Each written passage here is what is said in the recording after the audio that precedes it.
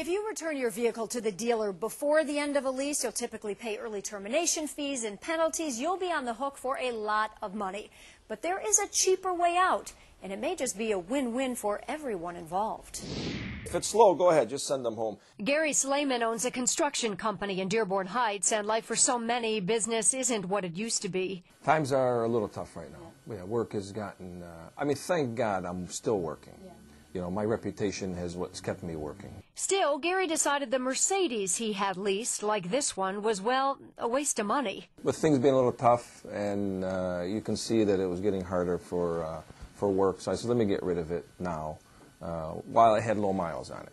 So with 20 months left on the lease, Gary turned to LeaseTrader.com, one of a few companies who, for a fee, work as a matchmaker of sorts, pairing up people who want out of a lease and people like Dave Arney. I'll send you an email of the prices. Who want in.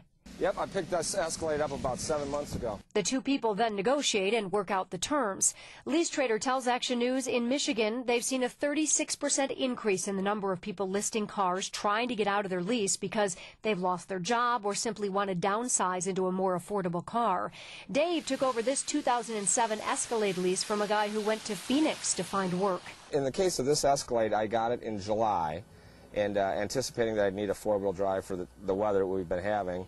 And the lease on this car is actually up this Friday. Now he's just taken over a lease for this 2007 Cadillac CTS for the next 9 months. A GM engineer lost his job and he wanted out of it. And Dave loved the idea of getting into a short-term lease with no down payment. I get bored of cars really easy. But companies like LeaseTrader and Swap-A-Lease aren't free. For example, if you're looking to take over a lease, expect to pay LeaseTrader a little under $200. It's about $230 if you're looking to transfer your lease. But keep in mind, the leasing or finance company also charges fees, anywhere from $50 to $600 for a lease transfer. So check with them to know what this will really cost you in the long run.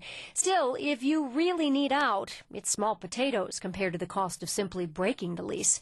Gary likes the idea of having the extra money he used to spend on the lease payment to help get through these uncertain times. Especially since I had a car to use, it made no sense to waste the money on it. A couple words of caution. Not all leasing finance companies permit transfers, so check into that. Also, be sure to read all the fine print. Case in point, if you have a lease financed through Honda, Nissan, or Infiniti, and you transfer it to someone who doesn't make all the payments, they'll hold you responsible. We've provided a link to LeaseTrader and Swap-A-Lease at WXYZ.com.